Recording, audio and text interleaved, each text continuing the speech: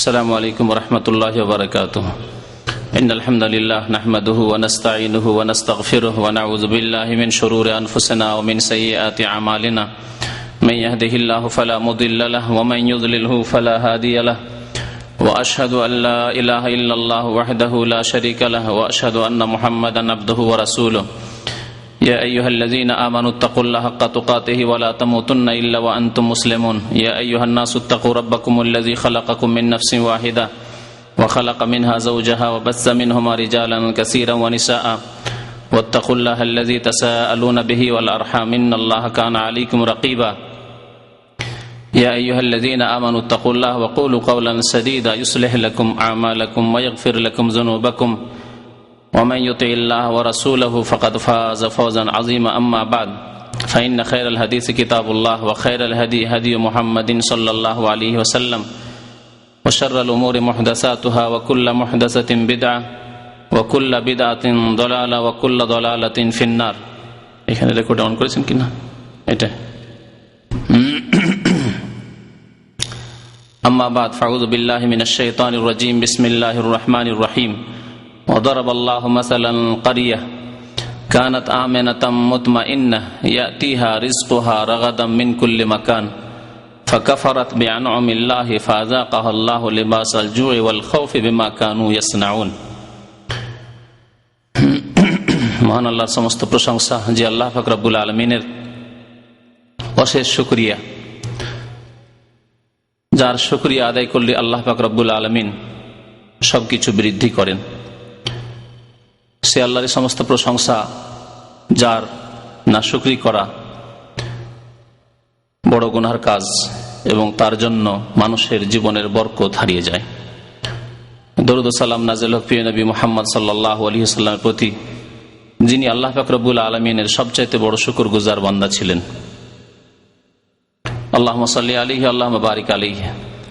গত সপ্তাহে আলোচনা করা হয়েছিল যে বিষয়বস্তুর উপর, তা ছিল পার্থিব গজব বা পার্থিব শাস্তি, আল্লাহর আযাব আসার কারণ কি। প্রায় 9টি কারণ উল্লেখ করা হয়েছিল।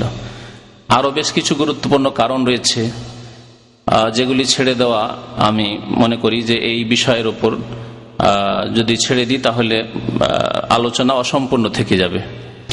আর তার সাথে সাথে আরেকটি দিক রয়েছে যে এসব গজব থেকে বাঁচার উপায় কি, এই বিষয়টি অত্যন্ত জরুরি। কারণ জানলাম যে এগুলি হচ্ছে গজবের কারণ, কিন্তু বাঁচারও বেশ কিছু উপায় আছে। এক তো সেগুলি না করা, সমস্ত আযাব বা গজবের কারণগুলি থেকে বেঁচে থাকা। আরও বেশ কিছু উপায় রয়েছে যে সব ভালো উপায়ের মাধ্যমে মানুষ আল্লাহর আযাব থেকে, গজব থেকে বেঁচে থাকতে পারে, দুনিয়ার শাস্তি থেকে, আখিরাতের শাস্তি থেকে বেঁচে থাকতে পারে। তো আজকে গত সপ্তাহের ওই বিষয়টিকে আশা করি পুরা করবো ইনশাআল্লাহ তাআলা। আল্লাহ পাক রব্বুল আলামিন কোরআনে কারীমের সূরা নাহলের আয়াত নম্বর 112-তে ইরশাদ করেছেন একটি কারণ সম্পর্কে, আল্লাহর পার্থিব আযাব আসার। দুনিয়ায় যে মানুষের উপর আল্লাহর আযাব আসে, গজব আসে, এর একটি কারণ হচ্ছে আল্লাহর অকৃতজ্ঞ হওয়া, আল্লাহর নিয়ামতের শুকরিয়া আদায় না করা। শুকরিয়া আদায় সম্পর্কে আমার বিশেষ একটি বক্তব্য আছে বেশ কয়েক বছর আগের। নিয়ামতের শুকরিয়া বললে শুকরিয়া কেমন করে আদায় করতে হবে তাতে বিস্তারিত আলোচনা করা হয়েছে যে শুকরিয়া আপনি কেমন করে আদায় করবেন। শুকরিয়া আদায় যা আমাদের দেশাচার বুঝি, যে মুখে শুধু শুকুর আলহামদুলিল্লাহ পড়ে দেওয়া, খাওয়া দাওয়ার শেষে আর কিছু ভোগ করার শেষে আলহামদুলিল্লাহ আলহামদুলিল্লাহ খুব ভালো আছে, এটুকুই যথেষ্ট না। খুব সংক্ষেপে যদি বলি তো শুকরিয়া অন্তর থেকে আদায় করতে হবে, শুকরিয়া কথার দ্বারা আদায় করতে হবে, শুকরিয়া প্রত্যেকটি ভালো আমলের দ্বারা আদায় করতে হবে। এইভাবে আল্লাহর শুকরিয়া আদায় হবে। কুফরি করা, নিয়ামতের কুফরি করা বলা হয়েছে, অর্থাৎ কুফরি দুই প্রকার। এক হচ্ছে আল্লাহকে অস্বীকার করা, পরকালকে অস্বীকার করা। যেসব বিধিবিধান, ঈমান হোক বা আমল হোক, আল্লাহ পাক রব্বুল আলামিন সেসবের হুকুম আহকাম বিধান নাযিল করেছেন, সেগুলির কোনো একটিকে বা একাধিক বিষয়কে অস্বীকার করা হচ্ছে কুফরি। আর আরেকটি কুফরি আল্লাহ পাক রব্বুল আলামিন উল্লেখ করেছেন কোরআনে কারীমে, তা হচ্ছে নিয়ামতের কুফরি করা, নিয়ামতের কৃতজ্ঞতা, অকৃতজ্ঞ হওয়া, আল্লাহর নিয়ামত পেয়েও শুকরিয়া আদায় না করা, খুশি মনে তা কবুল না করা এবং তার যথাযথ হক আদায় না করা। তো নিয়ামতের না শুকরি করা, শুকরিয়া আদায় না করা, এটি হচ্ছে দুনিয়ায় আল্লাহর আযাব বা গজবের কারণ। মহান আল্লাহ ইরশাদ করেছেন, ওয়াদারাবাল্লাহু মাসালান কারিয়াহ, মহান আল্লাহ একটি গ্রামের বা একটি শহরের দৃষ্টান্ত বর্ণনা করছেন, উদাহরণ বর্ণনা করছেন। কানাত আমিনাতাম মুতমাইন্নাহ, সেই শহরের অধিবাসীরা, সেই দেশের লোকেরা বড়ই নিরাপদ ছিল, ভালো আরামের সাথে বসবাস করছিল, ইতমিনানের সাথে, শান্তির সাথে বসবাস করছিল। আমেনা মুতমাইন্নাহ, আল্লাহ বলেছেন নিরাপদ ছিল তারা বালা মুসিবত বিপদ আপদ থেকে, আল্লাহর গজব থেকে, আর তারা বড় শান্তির সাথে বসবাস করছিল। তারপরে কি হলো? আল্লাহ বলছেন ফাকাফারাত বিআনউমিল্লাহ, আল্লাহর নিয়ামতের সাথে তারা কুফরি করলো, অর্থাৎ আল্লাহর নিয়ামতের নাশুকরি করলো, অকৃতজ্ঞ হলো, আল্লাহর নিয়ামতের কদর করলো না, মর্যাদা দিল না, অন্তর থেকে সে সম্পর্কে শ্রদ্ধাশীল হওয়া যে আল্লাহর দান, না আল্লাহর দান নয়, নিজের সব, নিজের ক্ষমতার বলে সবকিছু এসছে। জবান দ্বারা শুকরিয়া আদায় করলো না, আমল দ্বারা শুকরিয়া আদায় করলো না, বরং পাপ করা শুরু করলো। আল্লাহ পাক রব্বুল আলামিন নিয়ামত দিয়েছেন, তা গুনার কাজে ব্যয় করা শুরু করলো। ফাকাফারাত বিআনউমিল্লাহ, আল্লাহর নিয়ামতের যখন নাশুকরি করলো, ফাআযাকাহাল্লাহু লিবাসাল জুই ওয়াল খাউফ, আল্লাহ এই দুইটি আযাবের কথা এখানে উল্লেখ করেছেন, পার্থিব শাস্তি বা গজবের কথা। একটি হচ্ছে লিবাসাল জু, খিদা, দুর্ভিক্ষ, পেটে খাবার লাগবে, খাবারই পাওয়া যায় না, ধান নেই, চাউল নেই, গম নেই, খাদ্যদ্রব্য নেই, ভালো পানির ব্যবস্থা নেই, ফসল নেই, কিচ্ছু নেই। আল্লাহর এমন গজব, এই দুর্ভিক্ষর গজব। তো দুর্ভিক্ষর গজব আল্লাহ পাক রব্বুল আলামিন আল্লাহর নিয়ামতের নাশুকরি করার কারণে দিয়ে থাকেন।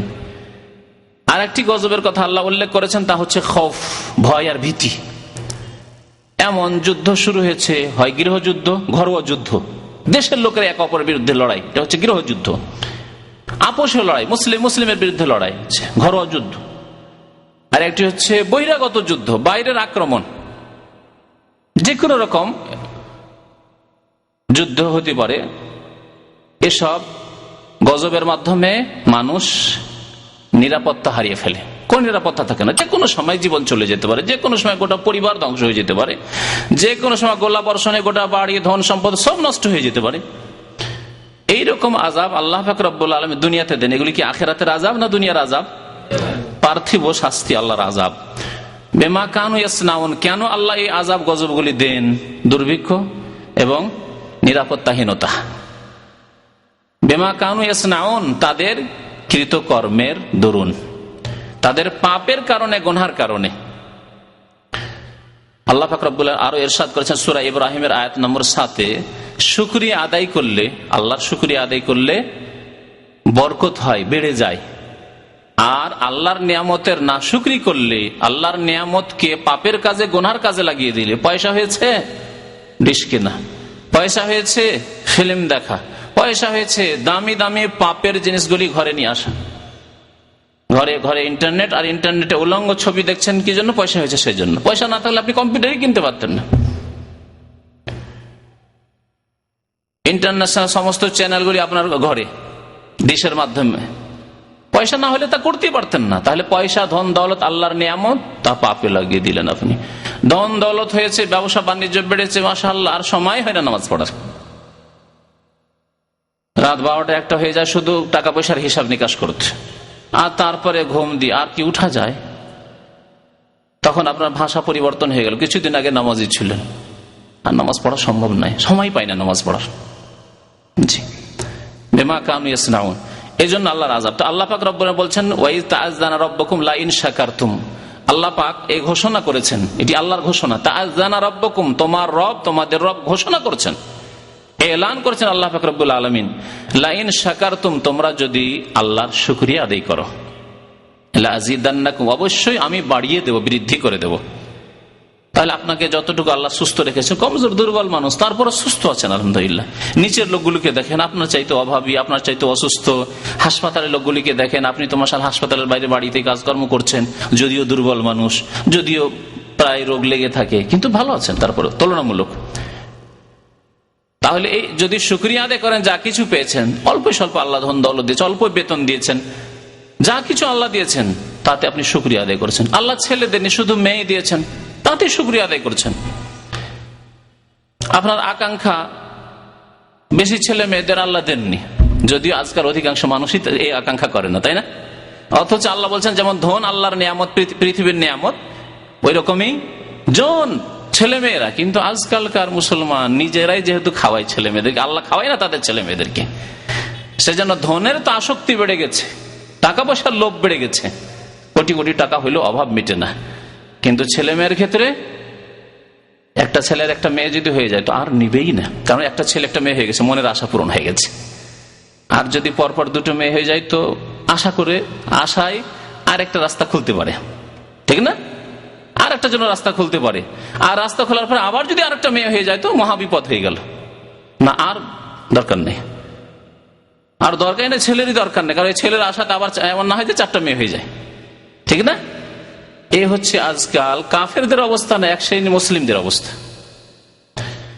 তো আল্লাহ বলছেন যদি আল্লাহর শুকরিয়া আদায় করো তো লাযিদান্নাকুম, আমি আল্লাহ তোমাদের এসব ধন জন নিয়ামত বৃদ্ধি করে দেব, অবশ্যই দেব, বেশি করে দেব, শুধু দেব না বেশি করে দেব। তাহলে যারা রাষ্ট্রীয় ক্ষমতায় আছেন, যারা নেতৃত্বে আছেন, হ্যাঁ, যাদের কাছে এলম রয়েছে, জ্ঞান রয়েছে, তারা যদি তার শুকরিয়া আদায় করেন, একজন আলেম তার এলমের শুকরিয়া আদায় করেন, একজন আমলকারী যদি তার আমলের শুকরিয়া আদায় করেন, মাশাআল্লাহ আমি দিনদারির উপর আছি, 5 ওয়াক্ত নামাজ পড়ি, আমি পাপ থেকে বেঁচে আছি, এর যদি শুকরিয়া আদায় করেন, একজন নেতা যদি তার নেতৃত্বের শুকরিয়া আদায় করেন, অন্তর থেকে কথার দ্বারা কাজের মাধ্যমে শুকরিয়া আদায়, মানে পাপ করবে, নেতৃত্ব পেয়ে মদ খাবে, হ্যাঁ, ঘরে মূর্তি পাওয়া যাবে তাদের, কি জানেন না যে নেতাদের বাড়িতে মূর্তি পাওয়া যাচ্ছে, হিন্দুদের মূর্তি মুসলমান নেতাদের বাড়িতে? শুকরিয়া আদায় করছে না কুফরি করছে এরা? দুই কুফরি, নিয়ামতেরও কুফরি করছে এরা, আর আল্লাহর সাথে কুফরি করছে যে মুসলিমদের ঘরে মূর্তি রাখা, পুতুল রাখা। তাহলে আল্লাহ কি করবেন? ওয়ালা ইন কাফারতুম, তোমরা যদি কুফরি করো, তোমরা যদি না শুকরি করো, অকৃতজ্ঞ হও, আল্লাহর শুকরিয়া আদায় করলে না, ইন্না আযাবি লাশাদীদ, নিশ্চয় আমার আযাব তোমাদের জন্য বড়ই শক্ত রয়েছে। শুধু শক্ত না, লাশাদীদ, বড়ই শক্ত রয়েছে। আল্লাহ বড় তাগিদের সাথে বলছেন দুনিয়ার শাস্তি সম্পর্কে। তাই আল্লাহর শুকরিয়া আদায় করতে হবে, যা কিছু আল্লাহ দিয়েছেন তাকে নেকির কাজে লাগাইতে হবে, এবং হারাম থেকে বেঁচে থাকতে হবে, আল্লাহর আদেশ রাসূলের আদেশ পালন করতে হবে। এর নাম হচ্ছে শুকরিয়া আদায় করা। দুনিয়ার আযাবের একটি কারণ হচ্ছে লোক দেখানো কাজ করা। লোক দেখানো কাজ করেন তো আল্লাহ দুনিয়াতে শাস্তি দিয়ে দিবেন, পৃথিবীতে শাস্তি দিয়ে দিবেন। কোন কাজ লোক দেখানো করবেন না। সমাজের ভয়ে নামাজ, মুদির ম্যানেজারের ভয়ে নামাজ, কফিল ভালো মানুষ তার ভয়ে নামাজ, ঠিক না? তারপরে ডিউটির সময় সেই জন্য নামাজ, যে আধা ঘন্টা তো আরাম পাবো, আজান হওয়ার সাথে সাথে যদি নামাজ বলি আনাফিস সালাহ, আমি নামাজ পড়বো, তাহলে খুব মালিক ছুটি দিয়ে দিবে ম্যানেজার। আর যদি নামাজ পড়তে না, নামাজ পড়ো না, কাজ করো। তাহলে তো কাজ থেকে বাঁচার জন্য আপনি নামাজ পড়ছেন। এই দুনিয়ার গরজের জন্য যদি হয়, জি, লোক দেখানো কাজ, দুনিয়ার গরজের জন্য আমল যদি হয়, তাহলে নেকি তো পাবেন না, বরং কি আসবে? পার্থিব আযাব, দুনিয়ার গজব আসবে। নবী করিম সাল্লাল্লাহু আলাইহি সাল্লাম থেকে আব্দুল্লাহ বিন আমর বিন আস রাদিয়াল্লাহু তাআলা আনহু বর্ণনা করেছেন, নবী সাল্লাল্লাহু আলাইহি ওয়াসাল্লাম বলেন, মান সাম্মা আন-নাস বিআমালিহি সাম্মা আল্লাহু বিহি মাসামি খালকিহি, যেই ব্যক্তি মানুষকে শোনানোর জন্য, দেখানোর জন্য কোনো কাজ করবে, দান খায়রাত করছেন। আমাদের দেশে জলসা ওয়াজ মাহফিল গুলিতে দান খায়রাত হয়, বড় বড় পয়সাওয়ালারা দান কি জন্য করে জানেন? যাতে এলাকার লোকেরা জানে যে অমুক চৌধুরী সাহেব, অমুক মাতাব্বর সাহেব, হ্যাঁ, অমুক চেয়ারম্যান সাহেব, অমুক এমপি সাহেব এত টাকা দান করেছেন মসজিদে মাদ্রাসায়। আর কিছু ভোট বাড়ে, যদি রাজনীতি করে তাহলে ভোট বাড়ে, যে লোকটা বড় দানশীল, তোকে ভোটটা ওকে দিতে হবে। দুনিয়ার গরজে যদি করে তাহলে আল্লাহ তার দুনিয়ার গরজই পূরণ করবেন, আল্লাহ শোনাবেন, শুধু শোনাতে চেয়েছিল শুনিয়ে দেন, মানুষ জানবে শুধু। আর কি করবেন? সে চেয়েছিল জনপ্রিয়তা, সে চেয়েছিল মানুষের ভালোবাসা, মানুষের কাছে খ্যাতির নাম সুনাম। বলছেন রাসূলুল্লাহ সাল্লাল্লাহু আলাইহি ওয়াসাল্লাম, ওয়াসাগগারাহু ওয়া হাক্কারাহু, জনসমাজে আল্লাহ পাক রব্বুল আলামিন তাকে একবারে নিচে নামিয়ে দেবেন এবং তাকে একেবারে তুচ্ছ বানিয়ে দেবেন। সে বড় হইতে চেয়েছিল, কিন্তু আল্লাহ পাক রব্বুল তাকে কি করে দেবেন? একেবারে তুচ্ছ মানুষ বানিয়ে দেবেন। দেখুন, বড় বড় নেতা দেখা যায় যে এত বড় বড় নেতৃত্ব ছিল যে তার সামনে কে টিকে, এমন তুচ্ছ বানিয়ে দিলেন আল্লাহ পাক রব্বুল আলামিন। গেল কোথায়? জেলের আসামি হয়ে, তারপরে আবার গেল ফাঁসির মঞ্চে, আবার কেউ আরো কোন রকম আল্লাহর আযাব গজব পেয়ে মরল। কোথায় আল্লাহ নামিয়ে দিলেন? অথচ ছিল সে কি? সে হিরো ছিল, হিরো, বীর পুরুষ ছিল। তো এগুলো হচ্ছে দুনিয়ার আযাব গজব। তাবরানী, ইমাম তাবরানী রাহমাতুল্লাহ আলাইহি তার মুজামে কবিরে এই হাদিসটি বর্ণনা করেছেন। ইমাম বাইহাকি হাদিসটি বর্ণনা করেছেন, হাদিসের সনদ সহিহ। দুনিয়ার গজবের একটি কারণ হচ্ছে মানুষ ভালো হওয়ার পরে যদি খারাপ হয়ে যায়। মানুষ ভালো হওয়ার পরে যদি খারাপ হয়ে যায়। আছে না অনেক লোক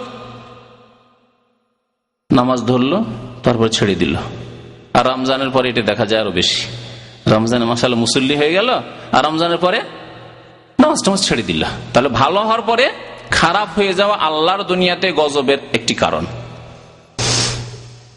সৌদি আরব একটু ভালো হয়ে গেল, দেখো এখানে পরিবেশটা ভালো হয়ে গেল, যেখানে যেমন পরিবেশ সেখানে তেমন। বাংলাদেশে গিয়ে আবার নামাজ রোজা ছেড়ে দিল। সৌদি আরবে এসে খুব বলছে না, এসব শিরক বিদাত, কবর পূজা বিদাত, শিরক, আর ওই মিলাদ বিদাত, আর এই শবে বরাত বিদাত, এগুলি হ্যাঁ খুব করলো আপনার সাথে। আর দেশে গিয়ে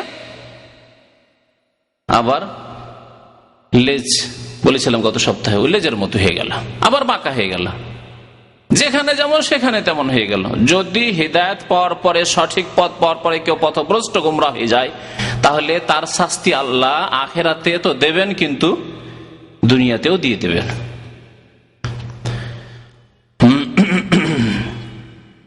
মহান আল্লাহ পাক ইরশাদ করেছেন সূরা তাহার আয়াত নম্বর 124, ওমান আরাযা আন যিকরি, যেই ব্যক্তি আমার দিন থেকে, আমার উপদেশ থেকে, আমার শরীয়তের বিধান থেকে, জিকির কোরআনকে বলা হয়, হাদিসকে বলা হয়, এই কোরআন সুন্নাহর আদর্শ থেকে, আল্লাহ প্রদত্ত দিন থেকে যে ব্যক্তি মুখ ফিরিয়ে নেবে, ওইদিকে মুখ বাড়িয়েছিল, তার মুখটা ফিরিয়ে নিল, উল্টো দিকে চলতে লাগলো,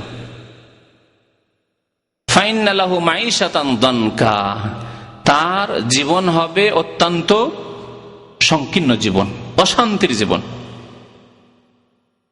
বড় বাড়ি থাকা সত্ত্বেও শান্তি নেই, বিরাট ভিলা নিয়ে আছেন মাশাআল্লাহ, রুমের অভাব নেই, বড় বাড়ি তো, তারপর বড় বাড়ি তো অশান্তি, স্ত্রীর সাথে অশান্তি, ছেলে মেয়ের সাথে অশান্তি, বংশের সাথে অশান্তি, গ্রামবাসীর সাথে অশান্তি, আশেপাশে প্রতিবেশীদের সাথে অশান্তি। তাহলে আপনি বড় বাড়িতে থেকে শান্তি পাচ্ছেন কি? এ হচ্ছে মাঈশাতান দানকা, অশান্তির জীবন, বিভিন্ন রকম অশান্তির জীবন, মানসিক অশান্তি। ধন দৌলত থাকা সত্ত্বেও, গাড়ি বাড়ি নারী থাকা সত্ত্বেও দৈহিক দিক থেকে অসুস্থ, রুগ্ন আপনি, তা শান্তি আছে? তাহলে দুনিয়ার জীবনে সংকীর্ণ জীবন, অশান্তির জীবন। আর আখিরাতে বড় শাস্তি। ওয়ানাহশুরুহু ইয়াওমাল কিয়ামাতি আমা, যারা হিদায়াত পাওয়ার পরে, নামাজি হওয়ার পরে বেনামাজি হয়ে গেল, রমজানে নামাজি এখন বেনামাজি হয়ে গেল, তাদেরকে কিয়ামতের দিন আল্লাহ পাক রব্বুল আলামিন অন্ধ করে উঠাবেন, অন্ধ করে কিয়ামতের মাঠে তাদেরকে সমবেত করবেন। নাহশুরুহু ইয়াওমাল কিয়ামাতি আমা, তখন তারা বলবে ক্বালা রাব্বি লিমা হাশারতানি আমা, আল্লাহ আমাদেরকে অন্ধ করে কেন উঠালেন? ওয়াকাদ কুনতু বাসীরা, আমার তো দুই চোখ ছিল, কখনো আমার দৃষ্টি শক্তি যায়নি। এমন নয় যে কোনোদিন আমি অন্ধ হয়ে গেছিলাম, তা তো দুনিয়াতে হয়নি, চোখ নিয়েই মারা গেছিলাম, দৃষ্টি শক্তি আমার ছিল দুনিয়াতে। আল্লাহ পাক জবাবে বলবেন ক্বালা কাযালিকা আতাতকা আয়াতুনা ফানাসিতাহা, এই জন্যই যে তোমাদের কাছে আমার আয়াত এসেছিল, অর্থাৎ কোরআন সুন্নাহর ইসলামিক আদর্শ তোমাদের কাছে পৌঁছে গেছিল। হক কত পৌঁছেছিল? যে আল্লাহ ছাড়া অন্যকে সিজদা করা শিরক, আল্লাহ ছাড়া অন্যকে ডাকা শিরক, জি, আল্লাহ ছাড়া অন্যের কাছে সন্তান যাওয়া শিরক, উরুসে যাওয়া শিরক, মাজারে যাওয়া শিরক, এসব জানার পরেও দেশে কি আবার ওইরকম হয়ে গেছিল। নামাজ না পড়লে মুসলমান থাকেন, এসব জানার পরে আবার বেনামাজি হয়ে গেছিল, রমজান নামাজ ধরতে আবার ছেড়ে দিতে। আতাতকা আয়াতুনা ফানাসিতাহা, ভুলে গিয়েছিলে আমার বিধানকে, ভুলে গিয়েছিলে। আকিমুস সালাতা ওয়ালা তাকুনু মিনাল মুশরিকিন, নামাজ কায়েম করো, মুশরিকদের দলভুক্ত হইও না। আমার আয়াত এসেছিল তোমাদের কাছে, তারা যদি নামাজ কায়েম করে, ফাইন তাবু আকামুস সালাতা ওয়া আতাউজ যাকাতা, যাকাত প্রদান করে, তাহলে ফা ইখওয়ানুকুম ফিদ্দিন, হে মুসলিম তোমাদের ধর্মীয় ভাই, না হইলে নয়। এসব আয়াত পৌঁছেছিল তাদের কাছে। ফামান তারাকাহা ফাকাদ কাফারা, নবী সাল্লাল্লাহু আলাইহি ওয়াসাল্লামের এই হাদিস পৌঁছেছে, যে ব্যক্তি নামাজ ছেড়ে দিল, অস্বীকার নয়, শুধু তরক করলো, সেই ব্যক্তি কাফের হয়ে গেল। এসব বাণী পৌঁছেছিল, ফানাসিতাহা, সেগুলিকে উপেক্ষা করেছিল, ভুলে গিয়েছিল। ওয়া কাযালিকাল ইয়াউমা তুনসা, অনুরূপ আজকে তোমাদেরকে ভুলে যাওয়া হয়েছে, আমিও তোমাদেরকে ছেড়ে দিয়েছি। দুনিয়াতে আযাব আসার একটি কারণ হচ্ছে অহংকার। অহংকারের ক্ষেত্রে আল্লাহ পাক বরদাস্ত করেন না। যে কোনো অহংকারী যে বেশি বাহাদুরি দেখায়, আল্লাহ দুনিয়াতে তাকে ধরে ফেলেন। পুরো ইতিহাস, মানব জাতির ইতিহাস, কোরআনে কারীমের ইতিহাস যদি পড়ে দেখেন, কারণ কোরআনে কারীমের ইতিহাস হচ্ছে সত্য ইতিহাস।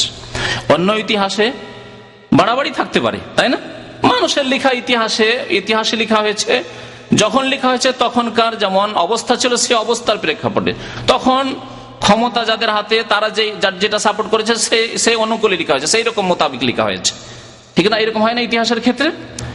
মোগলদের যুগে ইতিহাস লেখা হয়েছে, তাদের যুগে সত্য ইতিহাস লেখা, তাদের ক্ষমতা ছিল। কিন্তু সেই ইতিহাস ইংরেজদের যুগ যখন আসলো, তখন মোগলদের ইতিহাসকে একবারে বিকৃত করে মোগল সৎ লোকদেরকে অসৎ লম্পট বানিয়ে দেওয়া হইল।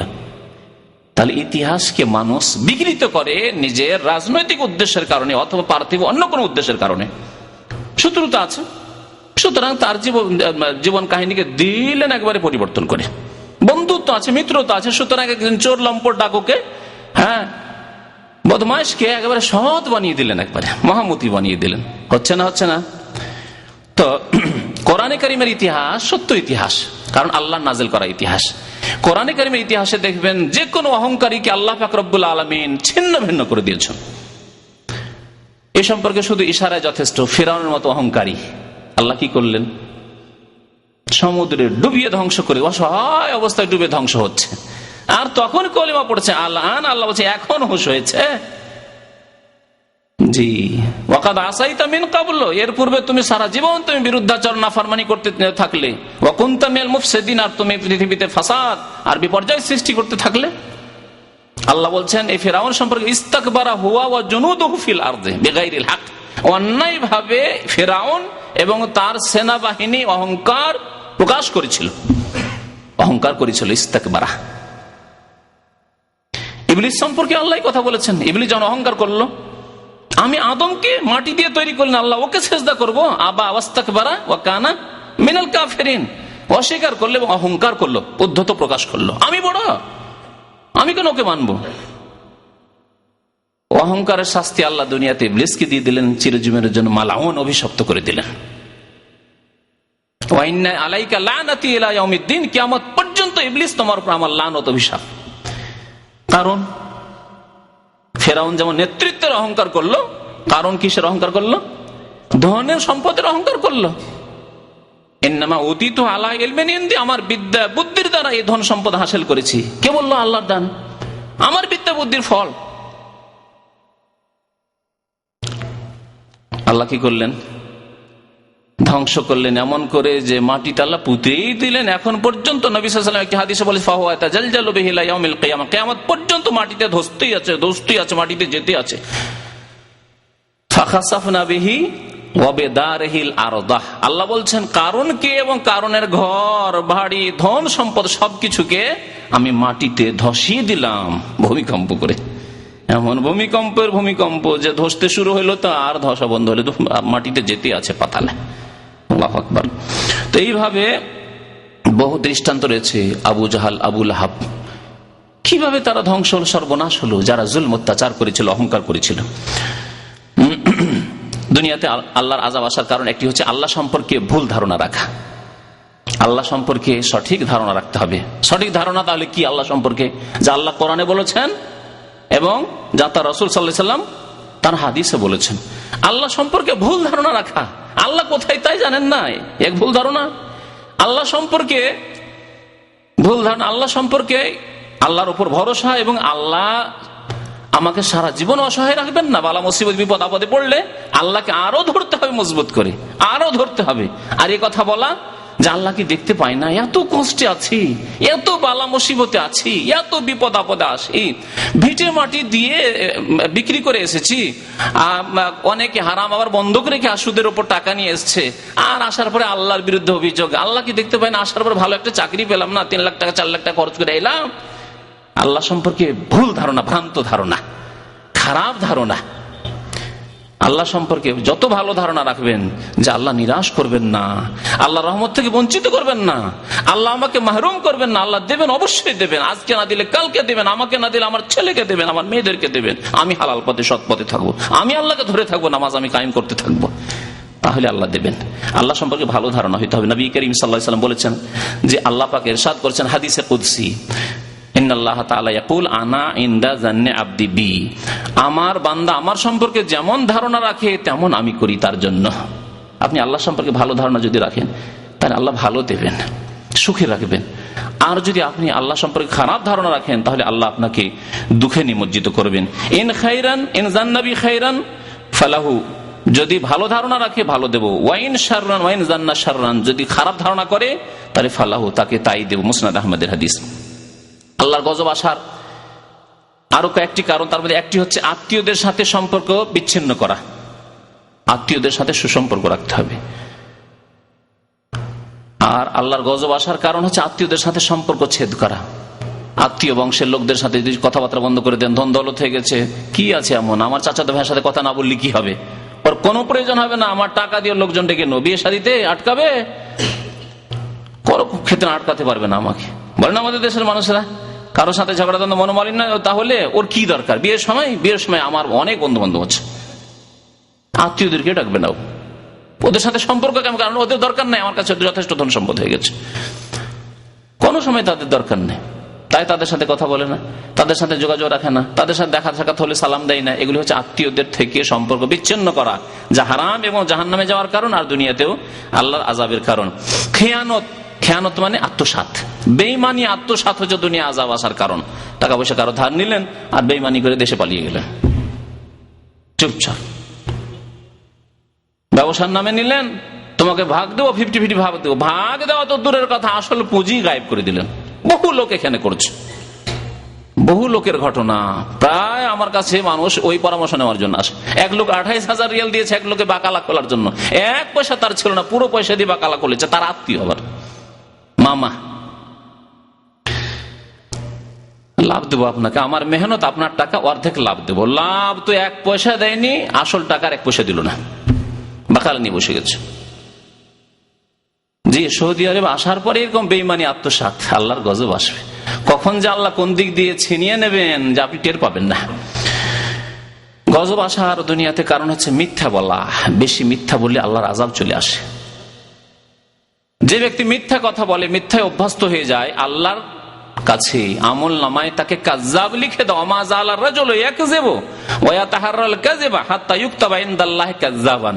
মানুষ যখন মিথ্যা কথা অহরহ বলতে লাগে, যে কোনো ক্ষেত্রে মিথ্যা কথা, ছোট ছোট কথায় মিথ্যা কথা, তাই বলে বড় কথা হলে যে মিথ্যা বলবেন না, কখনো না। লাভ হোক আর লস হোক আর ক্ষতি হোক আর যাই হোক, মিথ্যা বলতে হবে না। মিথ্যা বলা হারাম, কাবিরা গুনাহ। মিথ্যা সাক্ষী দেওয়া হারাম, কাবিরা গুনাহ। যে কেউ হোক না কেন, আপনার শত্রু হোক না কেন, তার বিরুদ্ধে আপনি মিথ্যা সাক্ষী দিয়ে দেবেন যে মিথ্যা সাক্ষী, আর এ হচ্ছে আমার বন্ধু, বন্ধুর পক্ষে আর শত্রুর বিপক্ষে মিথ্যা সাক্ষী দিয়ে দিবেন ওকে ফাঁসাবার জন্য।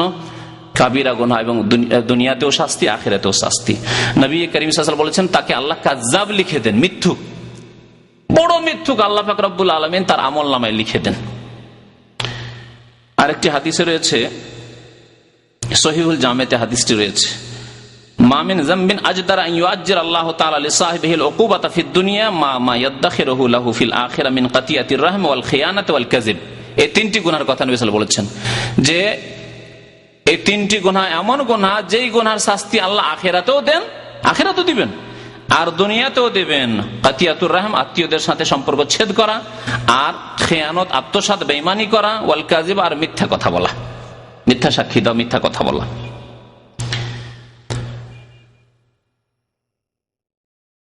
দুনিয়াতে আযাব আসার আরেকটি কারণ হচ্ছে ভিক্ষা করা, মানুষের কাছে চাওয়া। ভিক্ষা করা খুব নিকৃষ্ট কাজ। যথাসাধ্য বাঁচতে হবে, দিন মজুর করে খান, মেহনত করে খান, রাস্তা ক্লিন করে খান, ডম মেথরের কাজ করে খান, কিন্তু ভিক্ষা করা পেশা খুবই খারাপ।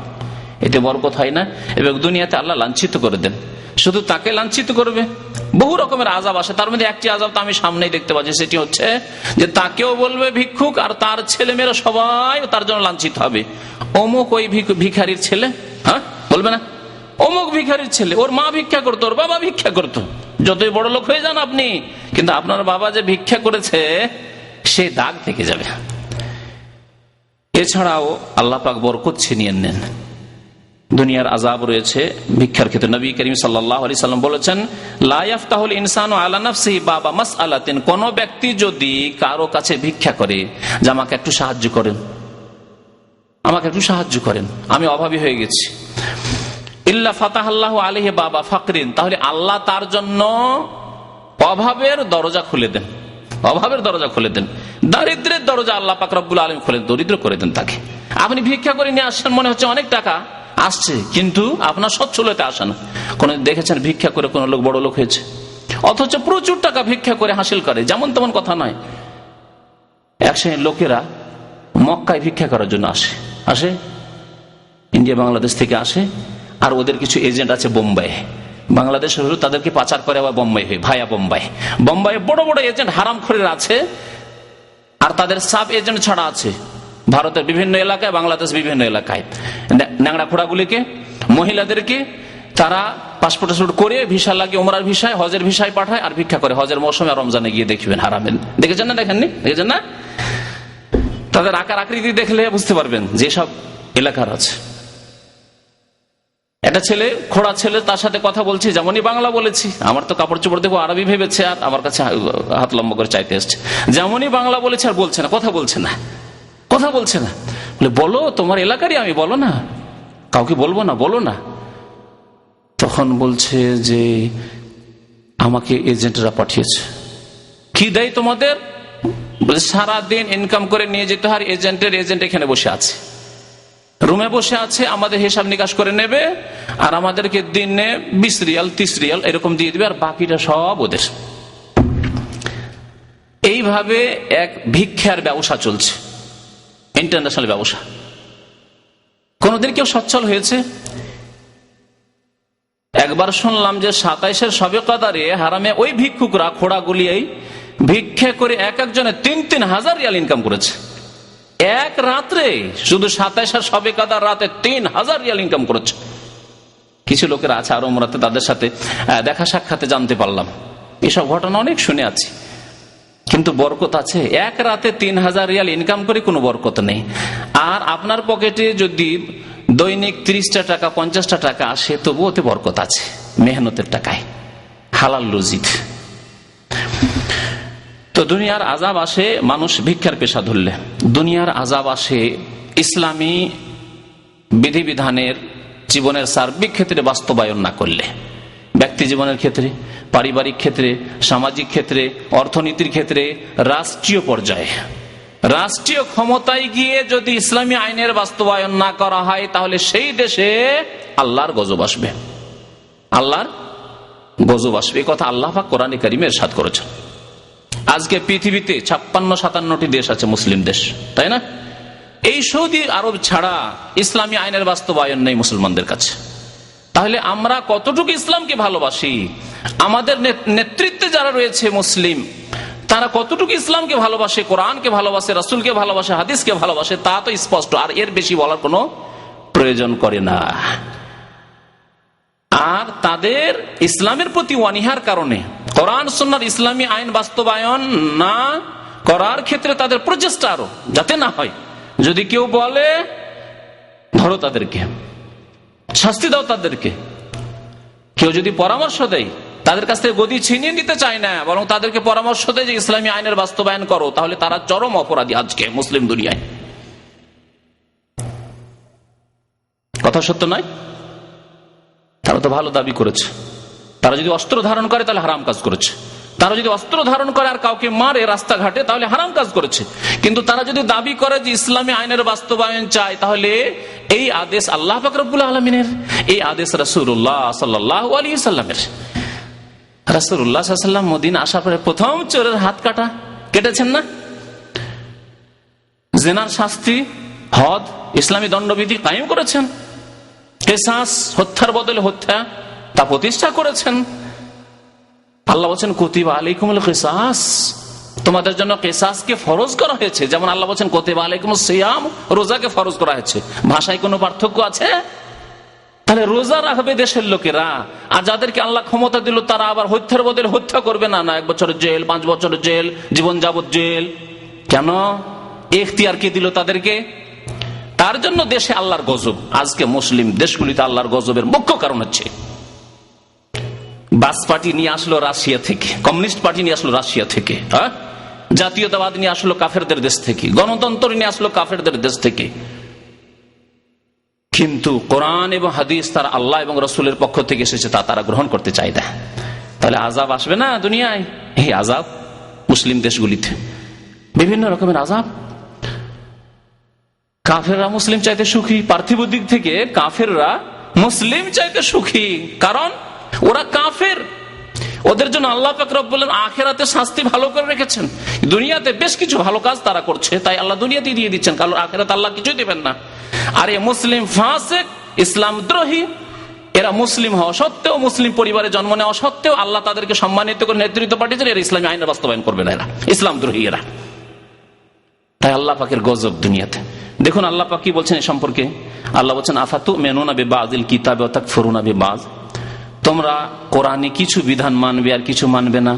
নামাজ পড়বো, মসজিদ করব, ঠিক না, মাদ্রাসা করব, তাও তো করতে চাই না। মাদ্রাসা বিরোধী কথাবার্তা তাদের, ইসলামী শিক্ষার বিরুদ্ধে তাদের কথা। ইসলামী শিক্ষা সরিয়ে দাও। ইসলামী শিক্ষা হচ্ছে মৌলবাদের কারণ, সন্ত্রাসের কারণ, ইত্যাদি ইত্যাদি। এসব কথা মুসলিমদের জবান দিয়ে বেরোচ্ছে, তাহলে তারা ইসলামী শিক্ষা বিরোধী। দাও আল্লাহ বলছেন ইসলামের কিছু কথা সুবিধাবাদী, তোমরা কিছু কথা মানবে আর কিছু কথা মানবে না। ওয়া তাকফুরুনা বিবায, এদের শাস্তি কি? যারা খেয়াল খুশি আমরা কিছু মানবো কিছু মানবো না, ইসলামী আইনের বাস্তবায়ন করবো না, চোরের হাত কাটা বর্বরতা তা করবো না, কিসাস, হত্যার বদলে হত্যা এটা করা যাবে না, জেনার শাস্তি 100 কোড়া এটা দেওয়া যাবে না, আর বিবাহিত যদি ব্যভিচারকারী হয় তো তার সংসার না করা যাবে না, এটা বর্বরতা, চলবে না। ফামা জাযাউ মান ইয়াফআলু যালিকা মিনকুম, তোমাদের মধ্য থেকে যে কেউ এই কাজ করবে, সাধারণ মানুষ হোক আর নেতা হোক না কেন, রাষ্ট্রপতি হোক না কেন, প্রধানমন্ত্রী হোক না কেন, আল্লাহ বলছে ফামা জাযাউ মান ইয়াফআলু যালিকা মিনকুম, তোমাদের মধ্য থেকে এই মানুষ যে এই কাজ করবে, যে খেয়াল খুশি মানবো, রোজা রাখবো, খেয়াল খুশি রোজা রাখবো, যেদিন ইচ্ছা হলো রাখলাম, যেদিন ইচ্ছা হলো রাখলাম না, আল্লাহ যে ফরজ করেছে তাই রাখতে হবে না। না, ধর্ম, যে ধর্ম তো অন্তরে আছে, তাদের কথা এরকম না, ধর্ম অন্তরে, তোমার মনে ধর্ম মনের মধ্যে, বাস কিছু মানবে কিছু মানবে না, এরকম করবে, তোমাদের শাস্তি হচ্ছে ফামা জাযাউ মান ইয়াফআলু যালিকা মিনকুম ইল্লা খিজিয়ুন ফিল হায়াতিদ দুনিয়া। আল হায়াতুদ দুনিয়া মানে পার্থিব জীবনের শাস্তি হচ্ছে খিজিয়ুন, দুনিয়াতে লাঞ্ছনা, ভর্ৎসনা, জি, পদদলিত হয়ে থাকবে, গোলামি করবে, কাফের জুতো মারবে, কাফের এসে দেশ দখল করে নেবে, করলো না জি, ইল্লা খিজিয়ুন ফিল হায়াতিদ দুনিয়া। কাফেরদের অনুদান আসবে তাহলে দেশ চলবে, না হলে ঋণে ডুবে যাবে। কাফেরদের কাছে বিশ্ব ব্যাংক থেকে ঋণ আসবে তাহলে বাঁচবে, না হলে সব মরে যাবে। না কে খিজিয়ুন ফিল হায়াতিদ দুনিয়া, গোলামি। ওয়া ইয়াউমাল কিয়ামাতি ইউরাদ্দুনা ইলা আশাদ্দিল আযাব। এখান থেকে শেষ হয়নি যে দুনিয়ার আযাব পেয়ে একবারে শাহাদাতের মরণ মরে গেলে সব, না খেয়ে মরলে একবার সব শহীদ হয়ে গেলে, না, কাফের এসে তোমার দেশে এসে মারলো আর সব শহীদ হয়ে গেলে, না, দুনিয়ার আযাব তো হইলো, এখন আখিরাতের আযাব শুরু হবে। ওয়া ইয়াউমাল কিয়ামাতি, আর কিয়ামতের দিনে ইউরাদ্দুনা, তাদেরকে ঠেলে দেওয়া হবে ইলা আশাদ্দিল আযাব, কঠোর শাস্তির দিকে, জাহান্নামের আযাবের দিকে। ওয়া ইয়াউমাল কিয়ামাতি ইউরাদ্দুনা ইলা আশাদ্দিল আযাব ওয়া মাল্লাহু বিগাফিলিন আম্মা